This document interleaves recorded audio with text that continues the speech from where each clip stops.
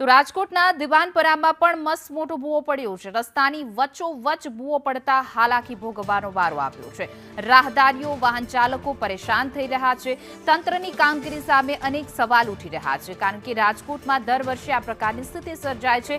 પ્રશાસન મોટા દાવા કરે છે, વરસાદ પહેલા પ્રી મોન્સૂન કામગીરી કરવામાં આવી રહી છે તેવી ફોટા પણ પડાવે છે, પરંતુ હવે જો કોઈ નેતા અધિકારી ફોટા પડાવે તો કહેવાય, કારણ કે તંત્રની કામગીરી જે છે તેની પોલ આખી ખુલી ગઈ છે। રાજકોટમાં અનેક વિસ્તારો છે કે જ્યાં મસ્ત મોટા ભૂવા પડ્યા છે। ચોમાસા દરમિયાન અમદાવાદમાં ભૂવા પડવાની ઘટના સામાન્ય હોય છે, પરંતુ હવે આ રાજકોટમાં પણ શરૂ થયું છે। રાજકોટના દિવાનપરા વિસ્તારમાં આવેલી શેરી નંબર 18ની અંદર એકાએક ગઈકાલે સાંજના સમયે અહીંયા રસ્તો હતો એ નીચે ઉતરી ગયો હતો અને મોટો ભૂવો છે પડ્યો છે।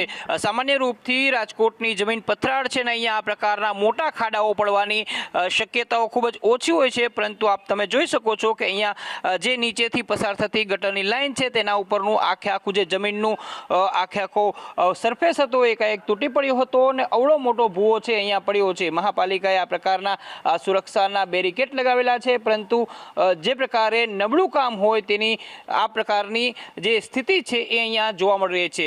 ચોમાસાની અંદર ખાડા તો રાજકોટમાં બહુ પડે છે, પરંતુ આ પ્રકારના ભૂવા પડવાની કદાચ આ પહેલી ઘટના આ ચોમાસાની અંદર જોવા મળી છે। કેમેરામેન માધવ ભટ્ટ સાથે મયુર સોની, સંદેશ ન્યૂઝ, રાજકોટ।